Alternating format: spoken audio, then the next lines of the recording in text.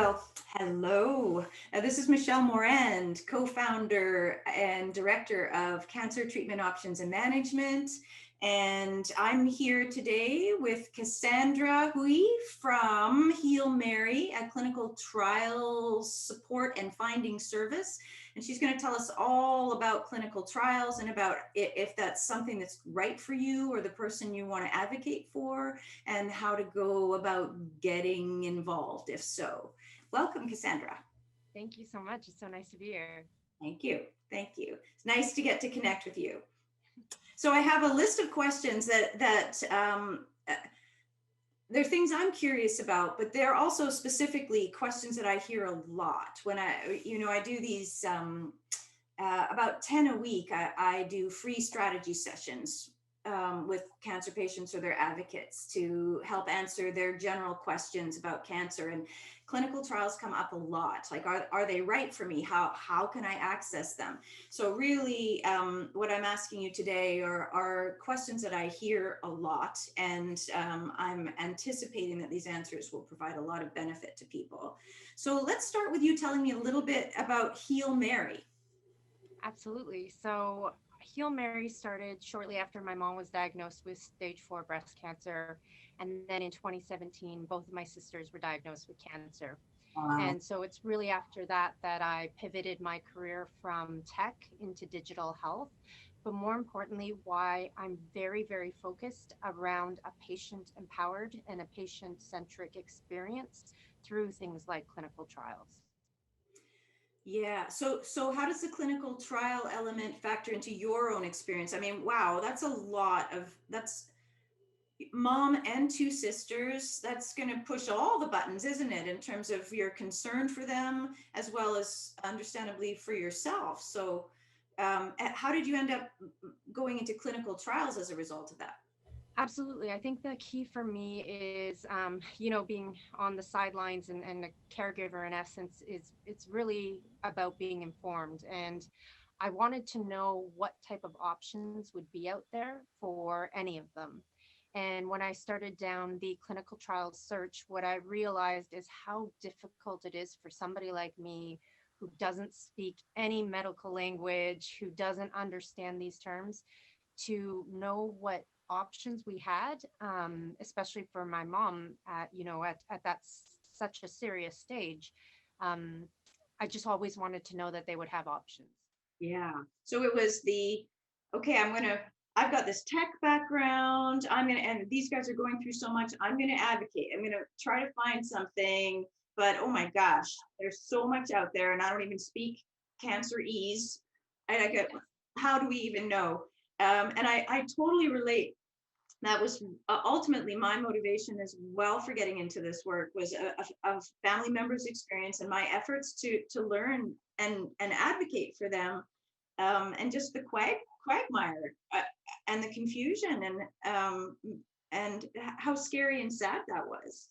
Yep, yep. And it's such a, you know, it's terrible, but that's the thing that's currently kind of bonding us in both in the work that we do. And yet it's, I think, very rewarding to become that advocate and to try and make it easier for somebody else's family who's maybe going through the same thing. Yes, it's true. It is incredibly rewarding for sure. And if the best you and I can do is help make it easier for one person, that's definitely worth it, isn't it? And especially, with what you're working on, um, this is not just a Canadian-based initiative. This is a global initiative. It is global. We're primarily, obviously, working in North America, but it is accessible worldwide. And how long has Heal Mary been doing its thing? So officially, we started in 2019. My sisters were diagnosed in 2017, so it was about 2 years of going through the journey myself before ever launching this platform. But it started in May of 2019. All right. And you said you have a tech background, so is that like a programming background or? Yeah, I dabbled in programming. I had a certification in data science, so I have some of that knowledge. But most of my career in tech has been around product management and delivery. Right. And you have some people who work with you on this in terms of similar things and design development. Tell me a little bit about your team. Yeah, so what's fascinating about my immediate team is when we started in 2019, we all come from very technical backgrounds. So, our CTO, he has a background in working with HIPAA and building platforms, but it's all technology based. So none of us actually had a background in life science, but we knew we could use our skills to at least help with the process. Mm-hmm. And what isn't on our site right now, but we have an internal team of about 10 life science students and people with medical backgrounds who joined us shortly after in the last year, especially when we pivoted to COVID in April of last year, to help us with things like translations from medical jargon to plain language, which is one of the features of our site, That's great. and to be able to parse out acceptance criteria and help us build out a lot of the informational packets for patients. So yeah, we are very strong technologically, but we've had to add people who have the experience in clinical trials to join us. Sure. Yes. I think that's an excellent point that it's not just about cancer. It like there's all the tech, and then the as you say, the communication. That's one of the biggest challenges I found too, is taking the leading research and even helping people to understand what precision oncology is and why it's so much um, better than what used to be, um, and making that information accessible to people who are were just kind of going about their business doing their thing and suddenly now have to become you know doctors of philosophy of cancer. It's a lot. So it's great that you have a good team behind you with both the tech development as well as making the education accessible. And you mentioned HIPAA, and just for people who aren't familiar with that, it's about information privacy and making sure that the information that we gather on your behalf is kept as safe as it possibly can. So that's what Cassandra and her team are making sure of as you're gathering information. Absolutely, patient privacy. Okay, so what is if you had to say the mission statement for your organization, or the ultimate goal of your organization, what would it be? The ultimate organizational goal is patient empowerment in their own health. And, beyond that, we tie in with SDG goals too, which are just ensuring that good health and equal access for all, gender equality within clinical trials, and equal representation of underrepresented people in trials. So we sort of have that bigger, broader goal that it's patient enablement and empowerment. And then beyond that, ensuring that there's equal access for everybody. That's so great, because there are issues, aren't there, with ageism and sadly the racism at times, and other elements that can really get in the way, and even just again people having the education and support to know that there's a clinical trial available to them, and how to go about applying. That's exactly it. And that was my experience. And not only that, my mom, coming from a different generation than me and also being an immigrant to Canada, had a different sense of what her health should look like, and a different element of trust factors when it comes to clinical trials. And so I think there's a much broader topic here, but really just about understanding people's barriers to entry and sort of alleviating that kind of fear, or ensuring access is made readily available so that people can make their own choices. Yes, there's also a piece. Do you come up against this? We do a lot in CTOM. I have to do a lot of advocacy training, especially 60 plus, with this belief about you don't question your doctor. Oh, yeah, Yeah. 100%. And that's what I'm so interested in the work that you do at CTOAM, because I find, um, do you find that nowadays, though, people are looking for a second opinion and saying, okay, maybe, yes, I definitely trust, but maybe I'm missing something and coming for maybe additional information. Yes.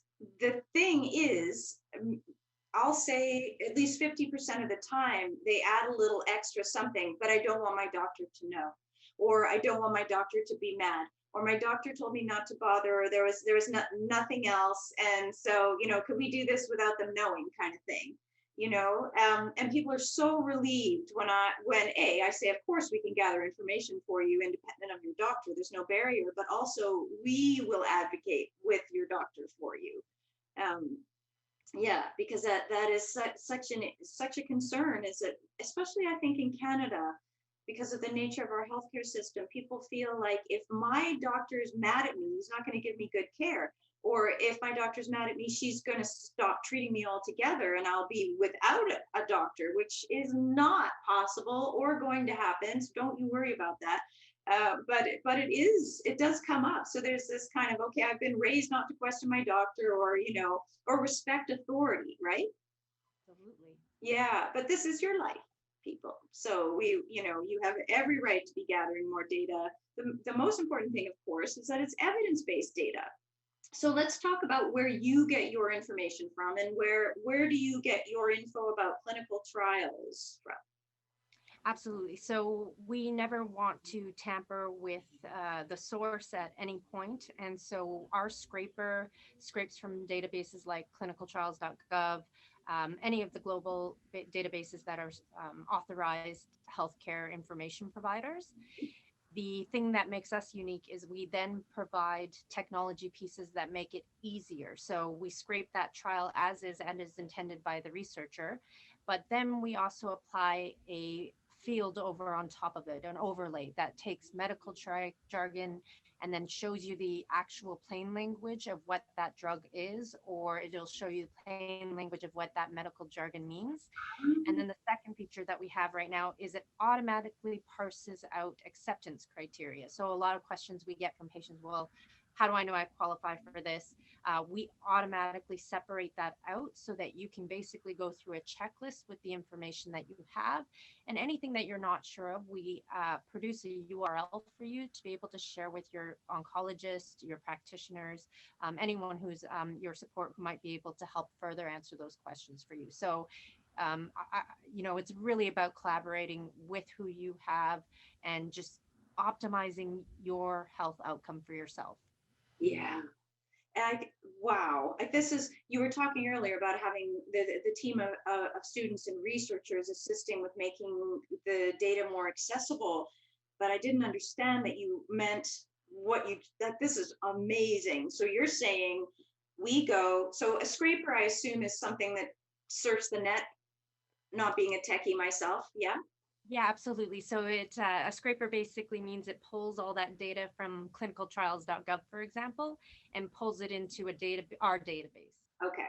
All right. And then what you guys have going on is not just the study, but people can kind of click on words or things like that and get like a layperson description. This is what this drug is. This is what this means. Wow. I got chills, because I'm just thinking about, when my uncle was ill all those years ago, and me trying to figure out, what does this even mean? And then, the most frustrating part, aside from not being able to understand that, was you get to the very end somewhere, and somewhere like in small print is not accepting people anymore, or you go through the filling out form and then they tell you, oh, sorry, no, this trial is closed. Yeah. So, that's obviously a fear that people are going to have in terms of pursuing clinical trials. So you've taken care of making sure that it's understandable, and there's hyperlinks to all the extra data, that the acceptance criteria are easy to understand. And now, okay, so let's say, oh gosh, I'm just so excited. This is so cool. Why don't you walk me through, let's say you existed when my uncle was diagnosed, and I was lucky enough to stumble upon you. What would the process have been from there? If I said I wanted to see what's possible for my uncle, what would I have done? Yeah, so you would have visited our site, which is healmaryapp.com.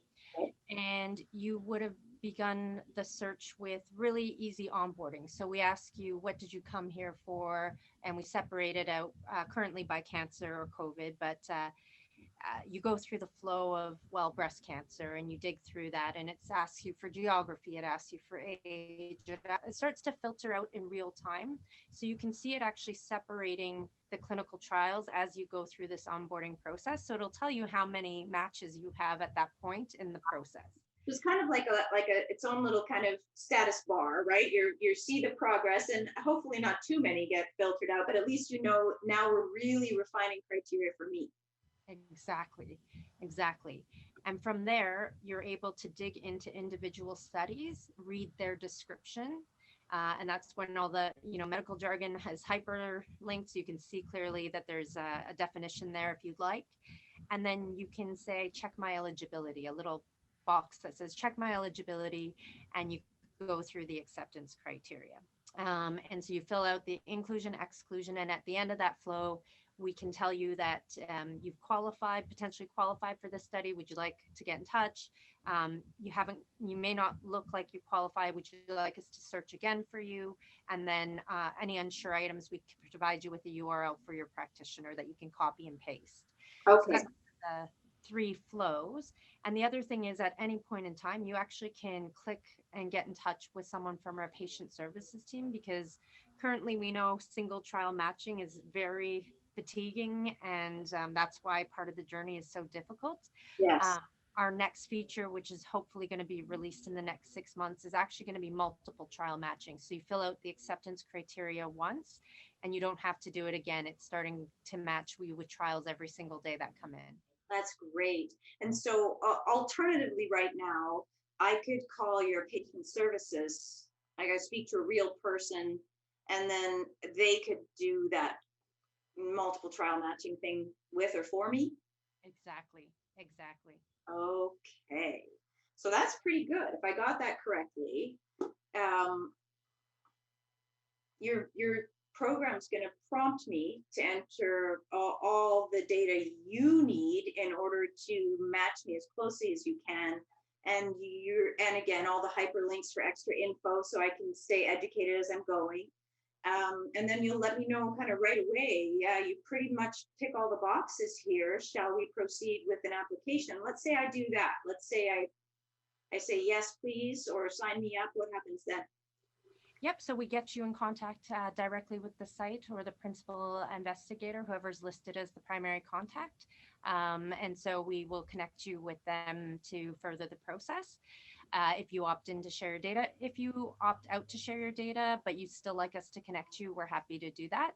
But we never want to, pardon me? How would that even work if I said no, don't share my data? You would, why would I say that for starters? Yeah, well, to your point, going back to HIPAA and privacy, we know that health is very private to somebody, but at the end, if you prompt to go ahead and ask us to connect you with that study, but not to share your data, we just inform the site that we haven't pre-screened, but we have somebody who's interested in their study. Okay, and then they'll call. Now, I know back in the day when I was trying to find things for my uncle, I probably called 10 clinical trials. I never got a human. I never, I was like pulling teeth to actually get to speak to somebody. So does this process make it easier for me to actually get to talk to somebody at the other end, like the administrator? I always had such a hard time reaching them. Absolutely. And so that's part of our role, is to facilitate that dialogue. And so that's why we have it, so that you can either speak to one of our team members to help confirm, or we can put you direct in touch with the clinical trial. And we do follow up after to say, would you like us to continue searching? And that usually is an indicator for us as to whether or not the site's gotten back in touch or not. So we usually can help follow up. And how quickly after my initial filling out of forms and saying, yes, please connect me, will you follow up with me and find out if someone has reached out? We usually give about a week, and it's just to give the study site some time to respond back. We never know where their state or progress is at the time. So again, we just want to help facilitate the dialogue, but really want to intervene to that level. Right. Um, there are some clients that we actually work with to help them with the pre-screen or the second screen, and so that's where we'll step in to ensure that a patient gets in touch with the site. Sure. So, uh, if I fill in all the forms, go ahead with it, it could be a week before either I hear back from the trial administrator or you follow up with me. But somebody on one side is going to follow up and see if I've had any contact or what next steps I'd like to take. So Exactly. yeah, I'm not lost in the shuffle. No, no. And that's exactly to your point. That's one of the things we're really trying to solve for is are these drop offs that happen or these things that we think are quite fixable and quite manageable. And so we've taken on that burden to help facilitate those. Because again, our priority is that patients get matched with trials and and potentially life saving treatment. So, Yeah. Now, when we were talking to arrange to meet for this interview, you gave me a statistic which I have shared liberally with great joy, which is it may have changed since we last spoke. Um, in the world today, I remember you saying there are over 98,000 clinical trials for cancer. yes, yes. And that fluctuates at any given time, but it's in the hundreds of thousands of available trials. Yeah, Yeah. So that, I mean, wow. Like again, it's just cancer is such a horrible disease. And one of the things that Alex, my partner here, and we call him the cancer guy, that like the cancer expert, the science side of things here, often says, it really is that, you know, when you get a diagnosis of cancer, the most important thing you can do as quickly as possible is throw everything you can at it. You know, I could do everything you can to make sure your diagnosis is as accurate as it can be, and that you've explored all possibilities. And obviously, with hundreds of thousands or in the 100,000 possible clinical trials, meaning not just not that there's 100,000 new drugs being tested, but combinations of drugs, right? That's a very new and very popular approach, isn't it? Is kind of mixing, because people have numerous genetic mutations, and targeting just one isn't as effective as targeting two or three. exactly that. And that's I think personalized medicine has also made it more made trials more vast to that level is because now there are things that people are customizing for each patient. And so to your point, yeah, it's combinations. We see prevention trials, we see studies, so it's a combination of everything, you know which is why we're trying to help parse through that because there's a lot going on. Yeah. Now you and I, because we have some more familiarity with this field, you more than me with clinical trials, we've just kind of skipped over something that I think is really important. Um, there will be lots of people watching this who may have an outdated idea of what a clinical trial is, in terms of experimental. So Hmm. can you just clarify for us, in order for a trial to be used with humans, what needs to have already happened? How can people trust this is safe? Absolutely. I think the important thing, especially when it comes to cancer, is understanding that the reason why there are such intense acceptance criteria and protocols is they have to guarantee the safety of every patient participating. And so there will never be a point in which they will put a patient's life for anyone who's of dire consequence or chance of disability or anything on their trial. They will not do anything to harm that patient. And so, you know, I think they're sorry, Michelle. I think I might be skipping questions. I might be going into the idea of being a guinea pig or Go ahead and just fill us in whatever's coming to mind about what people, like, assumptions or biases people might have about clinical trials versus what they actually are these days. definitely. Thank you. So I think the misconception is that it's an experiment I'm being tested on. There's a whole phase of research that has to happen to actually be able to even understand and put this into a clinical trial. So they have to do a bunch of research in advance. They need to be able to test out and get approval on basically preclinical work. And then in the first phases of it, they actually don't even administer the drug or diagnostic tool or medical device right away. It's a small group of healthy volunteers that they will run a trial with, so less than 100 people. And all they're trying to do is see if there's side effects, if there's anything that is alarming or concerning at that point. Mhm. And then it enters to a phase 2 trial, which is about 100 to 300 patients, typically runs a couple of months to 2 years. That's when they're seeing if the drug is starting to have effects. Does it do anything? Is it showing what they want it to show? And then as it moves forward, again, the next level is to test, okay, well, now do we have any long-term effects? Are we seeing, and it's people with that disease state, so they're testing in real time. And what are the long-term effects? What do we have to be concerned about? And is it actually working against the normal standard of treatment? And Mhm. so I think the important thing to know is these are not experiments in the sense of they haven't been gone through a rigorous process. It's that there is a potential that they can be better than what is currently standard. And that's what they're really looking for is, will this improve somebody's quality of life, improve their length of life, uh, Mhm. any of these items to what is already standard. And that's why it's important to know in cancer, the research that's being done will not put any cancer patient at risk. If there's any inclination that it will, they they make sure that that's addressed, and then most likely other methods are offered. And I think it's important as a patient to know that, so that when you walk in and you say there's a study that you want to participate in or a trial, I think the patient has the right to ask, if during this process I'm given a placebo or not the actual treatment, do I have an opportunity through the process to switch and be given the treatment? Can I opt in for that? And I think that's a fair question, and they can let you know in advance if that's an option for you. I was going to ask you about the placebo thing. So let me first back up and make sure I understood what you just said. So essentially, there are four stages. There's the kind of preclinical-ish research where no people are involved at all.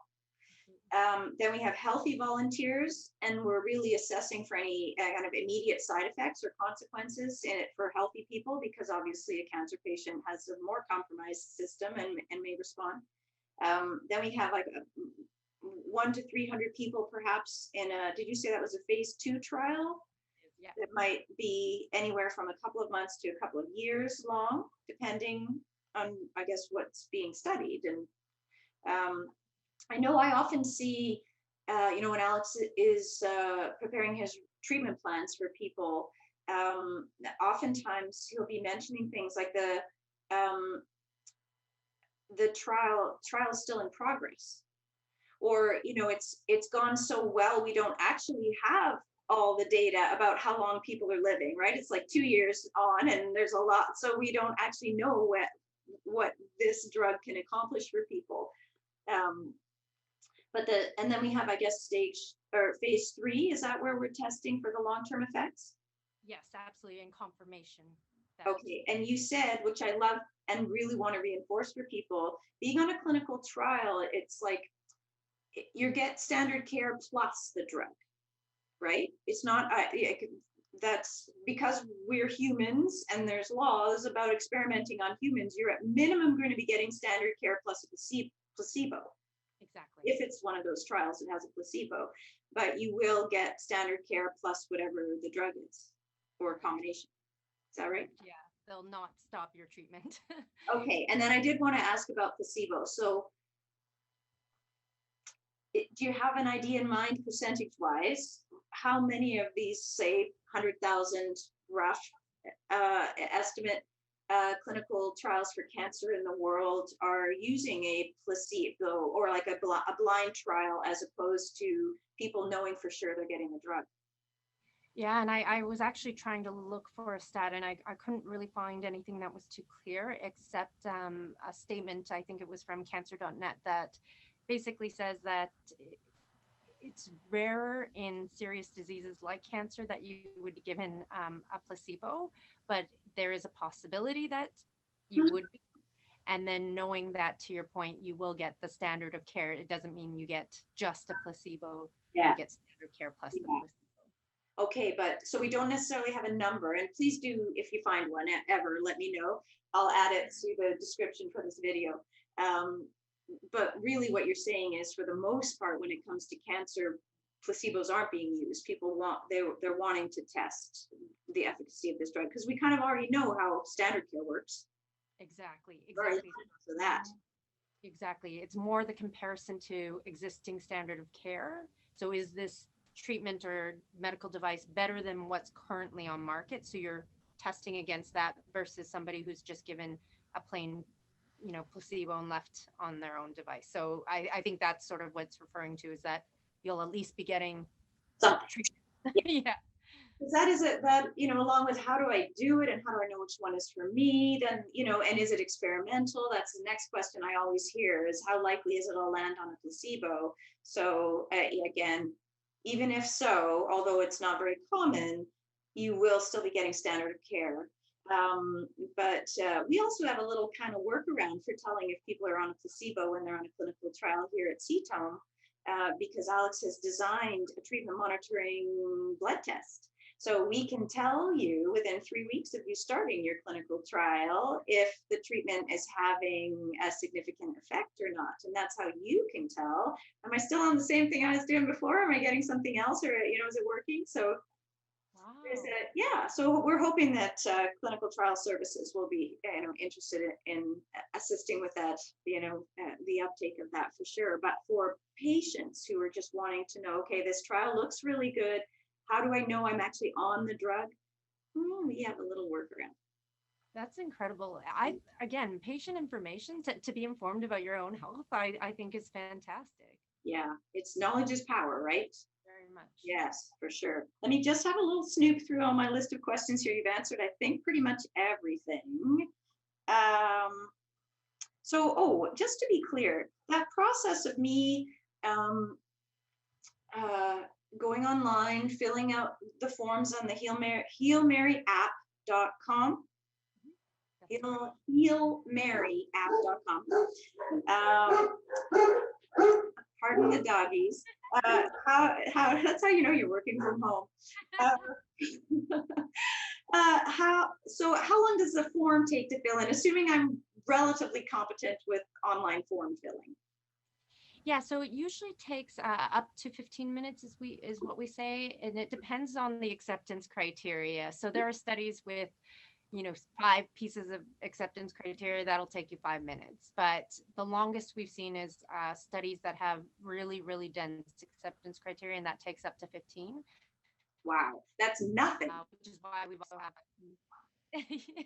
Sorry, yeah, well, cut you off there. We glitched a little. What were you trying? Oh, I was gonna say that's why we also have a little chat button on the side, because if you're, if that gets daunting, because I think multiple forms. Yeah, no, I'm gonna have someone else determine this for me. So that's why we provide that. I've spent more time filling out forms for online dating sites. This is amazing. 15 minutes. I can know whether I'm a fit for certain things, which is hope. There's inspiration. I can sleep tonight. So let's say I'm trying to find options for a family member. As long as I have their permission, of course, and their details, is there any barrier to me filling these forms out or going through the process with you? Or does it need to be them? No, we obviously, we've noted that on our site a lot of caregivers and advocates will come on behalf, just because it is such a large process. It's quite daunting.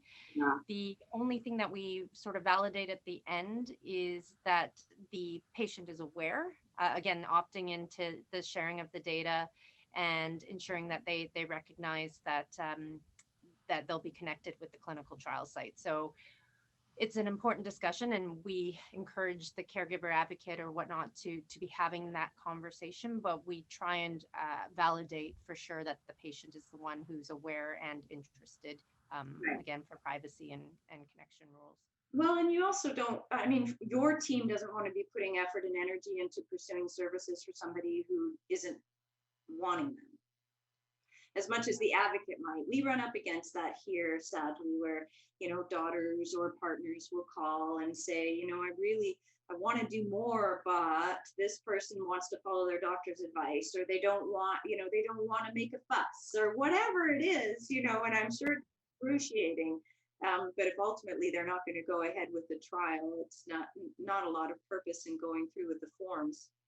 Absolutely. And that's why we ensure that the caregiver recognizes, or that there's a way for us to get back in touch with the actual person or patient that will be participating, because it is so important that they are the ones in control of that and choosing to be part of it. Yeah. Now, one last maybe series or one question. So, I know that an assumption that gets made often about clinical trials is that I have to travel. So, is that like true across the board? How does that actually look in 2021-ish?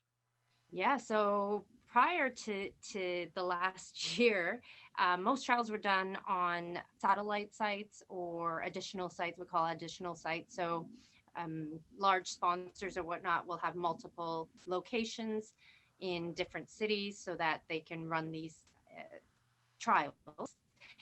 And to be able to help recruit from remote areas, they perhaps add on what are known as satellite sites, which is still managed by one PI overall, one principal investigator overall, and everything remains the same. It just increases access for people who live in remote areas. Right. Since in the last year, what we've seen is a spike and an increase in what are called decentralized trials or remote trials. So the fact that companies are now coming to people's homes to actually run the clinical trial over a certain period of time, or setting up the craziest ones. We did one over COVID that was in a truck, a mobile health truck. And so I think coming out of this into 2022, we may not be seeing a lot of health trucks still on the road still, but we will see is a more openness and a more thoughtfulness from people running trials on how we make this convenient for the patient. On average, I think a recent study said that any clinical trial cancer patient can expect to travel about 28.4 miles on average outside of from their home to the site, which is, over a couple of years. Pardon me? Oh, yes, right. If you're doing it, I see, right. I was thinking one time, no problem. But if this is a regular thing, kind of a pain in the tush. Absolutely. And that's why it's important to understand and ask questions from the trial investigator. You can ask as many questions as you want. You're the one opting into this. And so one of the questions is, how often will I need to come back to the site? It will be you or your advocate who will have to commute you to the site. So that's important to note. And just how long your commitment is to the study, how long they're expecting you to be committed in advance. So, but yes, on average, a cancer patient will travel about 28.4 miles every time. But we'll see that perhaps shift coming out of this COVID stage into 2022. Yeah, I mean, I was thrilled with how what I saw in the way of doctors really embracing teleconsults. Like, it's about time. I mean, I understand physical interviews are critical as well to assess wellness and efficacy of treatment. And when it's just a check-in, why does somebody have to drive for an hour or two? So I love that, and this is great that they're recognizing that. So you would coach people to ask them, how often am I going to need to attend, and for how long? Absolutely. One of the things that we have had the experience of in the last couple of years, especially, is being able to coordinate with clinical trials for a patient's doctor to become a satellite site, or maybe this is what you meant by kind of remote. And I think that's what you're speaking of. Is there maybe more of that happening now? It might be easier. For sure. And I love that you brought that up, because we did speak to someone in rural BC. You have to actually kayak to get to this town from one of the major sites, and one of the doctors there had become a remote, a satellite site, so running this trial for a cancer patient. And so what that was so fascinating is because now this remote patient has an opportunity and an option to participate. Yeah, leading edge life-saving treatment potential. Sure. Yeah. Wow. Yay, I love technology. Yeah, me too. Okay, so the only question I haven't asked on my massive list here, and thank you so much, is fees. How much does this cost? So we are actually free for patients to use. It is my mission, my mandate to continue to keep it that way because I just understand what it's like to already have enough stresses in your life. That why would we add another financial stress to someone's life? It's not who we are. I will say, however, we are paid by organizations that run clinical trials to help them find matches for their study. So that is how we are compensated, but that also allows us to keep it free for patients. Sure. And that sounds very reasonable to me because it's not like you're sending people that aren't a match or, you're still unbiased in the sense that you're looking out for the client and making sure where they're going is the right place for them. But you're saving them the cost, which is a great gift. Exactly. Yeah. Yeah. All right. Was there anything you were hoping I would ask you that I didn't, or anything that you want to reiterate that we talked about already?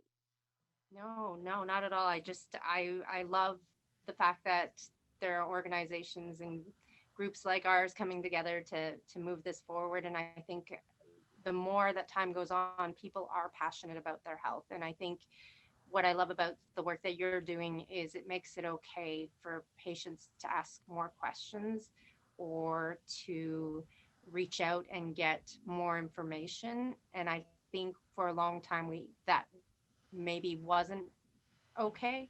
And I just want to say that in this, as we sort of come out of everything that's happening, is that I think a more engaged and more empowered patient is really going to be what comes of all of this. I think so too. And that will cycle back around, I'm confident, to doctors having more confidence in the quality of the things patients are exploring. Like the more educated patients are, the more valid the tools that they're bringing, right? A lot of times oncologists have a kind of an auto default to I'm not interested or there's no merit to this treatment because so many non-evidence-based treatments are out there. And, with patients not knowing necessarily how to tell the difference between the two, oncologists have seen a lot of crazy ideas come their way. Oh, for sure. I feel for oncologists and all the things that they have to deal with, and I think that's important what you've just stated because I think in our mission is yes to enable the patient, but also to save time for oncologists. That's really what we're trying to do. Yes, absolutely. I mean, statistics show oncologists suffer most from burnout, depression, and suicide of any health professional. And if there's something that we can do to help these people who are on the front lines providing life-saving treatments, to be able to do better, that's exciting. And certainly if we can help clients to have a lot more confidence in the questions they're asking, and also, and this maybe comes back around to our advocacy side of things, but how to hold their oncologist accountable to providing them with the best possible treatment as opposed to whatever they're most familiar with. But all that is to say, I'm very excited for the service that you offer. It just sounds so incredibly easy for people to find out what is possible for them. And I'm so sorry for what you have gone through with your family. It really touches me. And I'm just so thrilled that you've made such great lemonade out of those lemons. Let's put it that way. And what a wonderful gift. Thank you so much, and thank you for the opportunity to just share our story and what we're working on. So I appreciate this. You're welcome. Thanks for taking the time. Thanks, Michelle.